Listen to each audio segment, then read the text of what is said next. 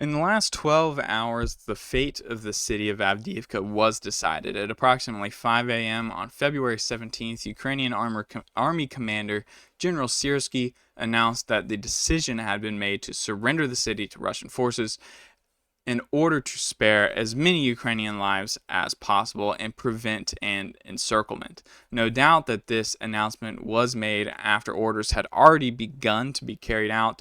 There is some time difference between here and Ukraine, so by the time this video is made public, Russian forces will likely have closed the salient and have complete control of the city, which is what appears to be the case right now. So there are many reports as well as some video out that claim and seem to corroborate that numerous Ukrainian groups were unable to evacuate the city and will be encircled and left to the mercy of the Russian army. There's also a great deal of propaganda floating around, some involving this particular statement right here.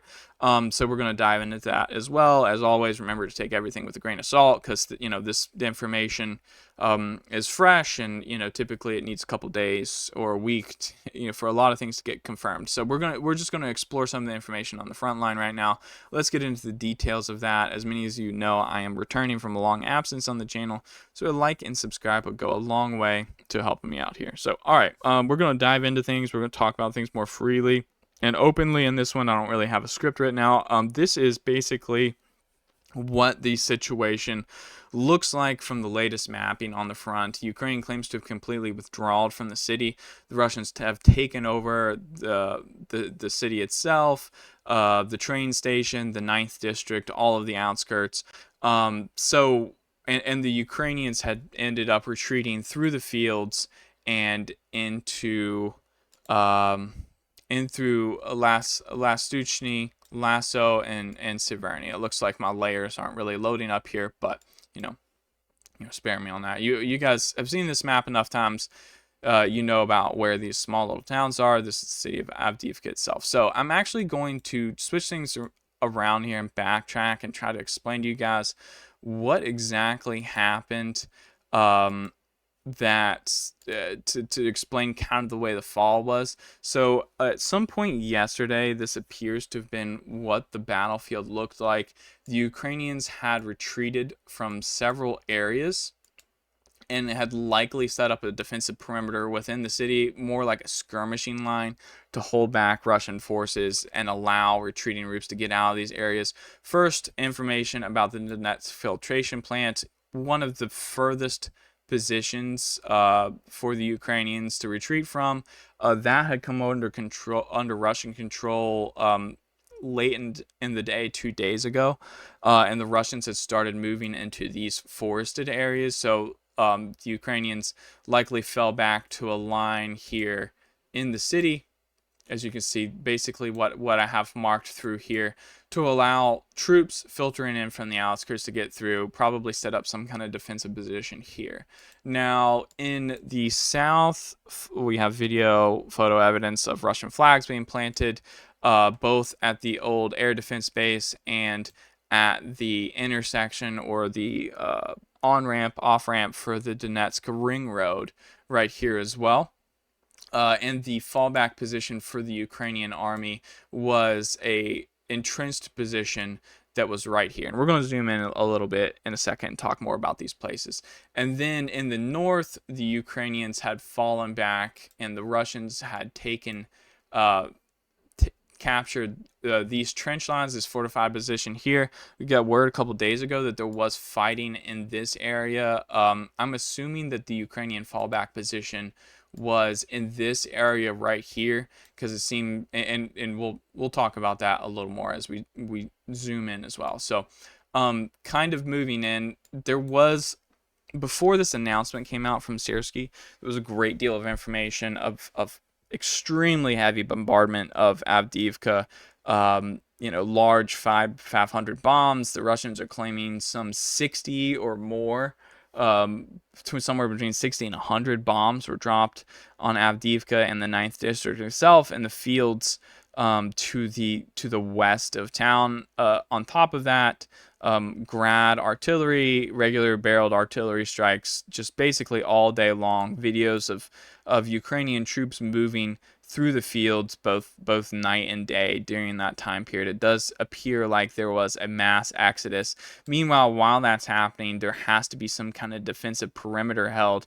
And here in the south, this is where that position was.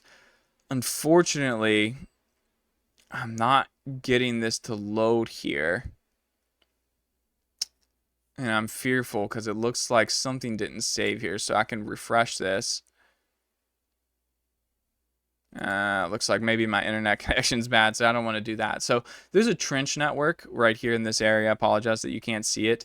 And the Ukrainians definitely were looking to hold this area, and it appears that the Russians were pushing into this zone or assaulting hard in this direction virtually all day yesterday.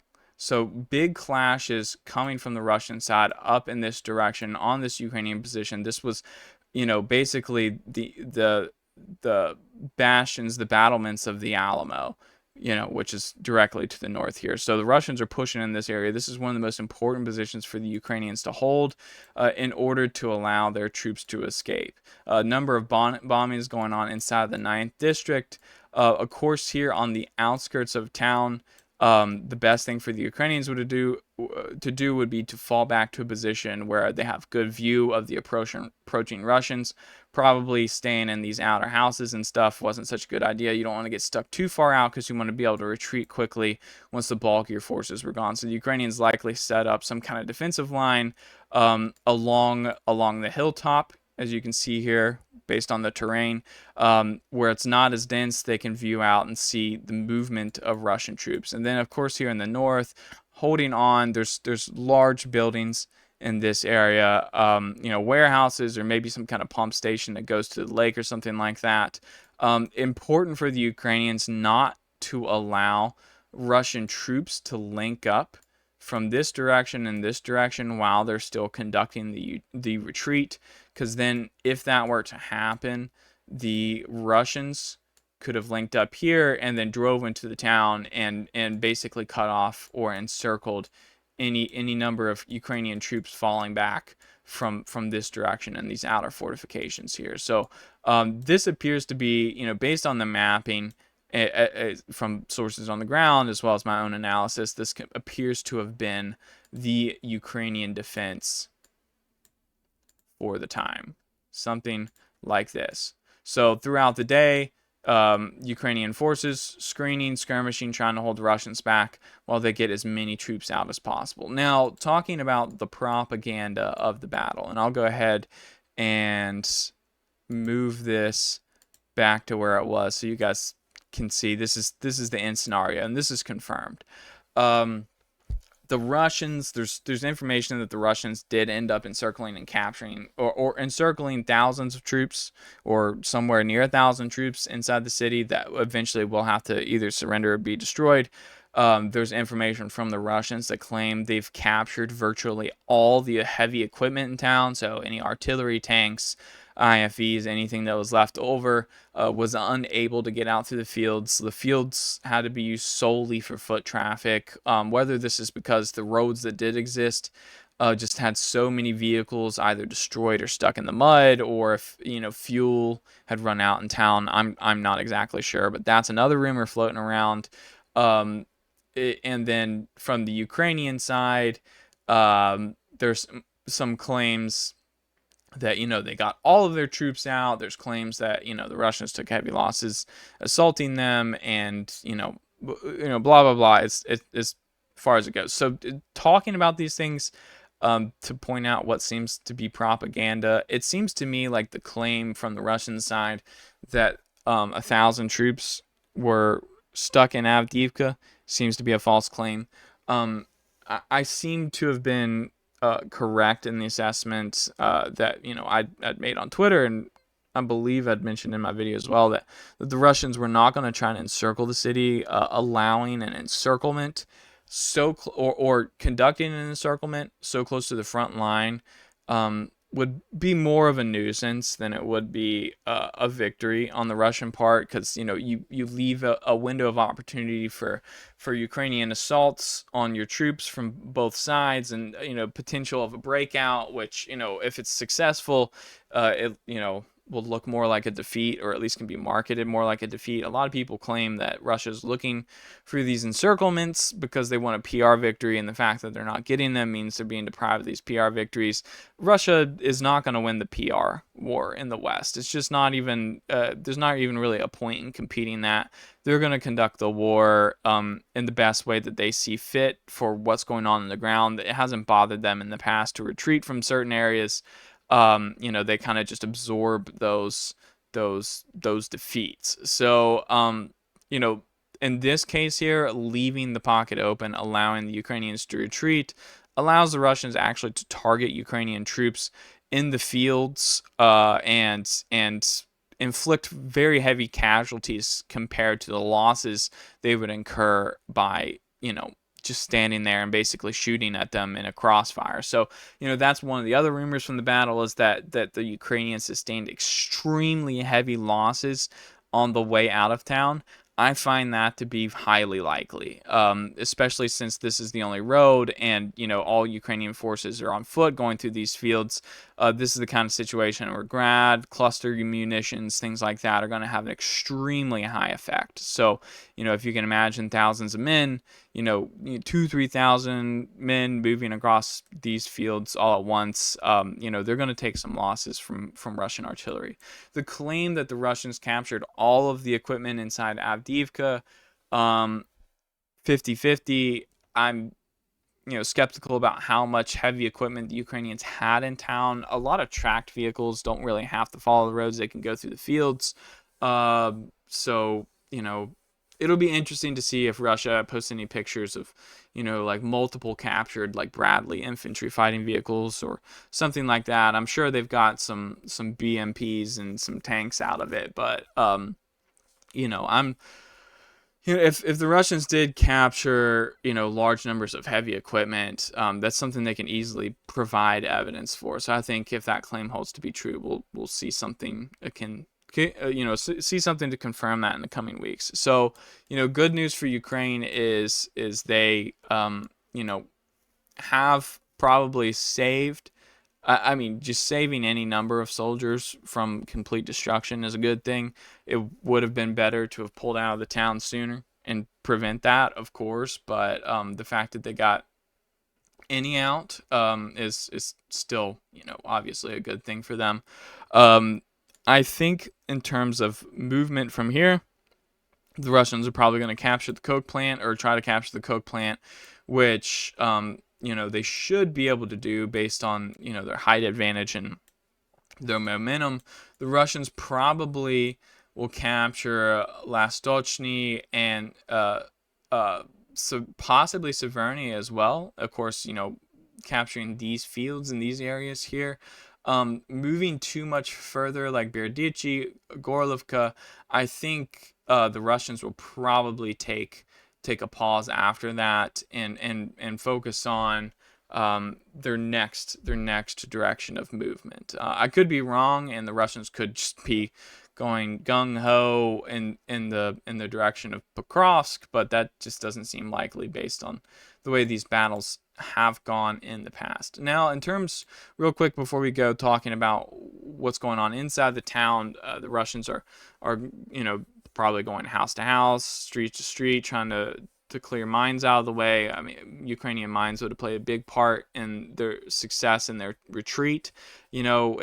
If the Russians see they're retreating, obviously they're going to chase them. But if the Ukrainians leave a lot of mines behind, the Russians got to be very careful about where they step and how fast they move. So that buys the Ukrainians a lot of time. So clearly the Russians got to go through and clear a lot of mines. There is certainly some pockets of resistance within the town where there's Ukrainian troops that got left behind.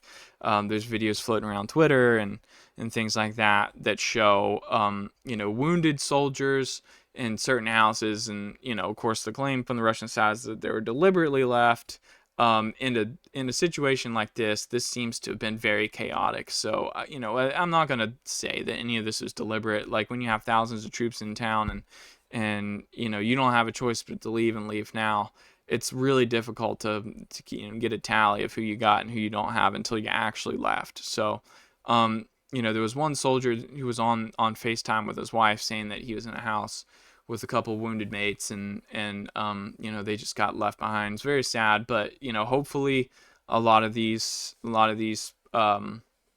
groups of Ukrainian troops are taken without a fight and then traded back to Ukraine in some kind of future prisoner swap. That would be the best thing at this point. So, moving on, I think that we're probably going to see quite a bit of activity coming up in the Bakhmut area, possibly quite a bit of activity going on in Marinka, Novomihailovka, and then it seems like quite a bit of activity coming up in the Kupiansk area. So whether that's going to take place in February, it seems like the Russians are still going to do positional assaults, but I don't think we're immediately going to see any kind of major offensive start right after the capture of Avdiivka on any of these fronts.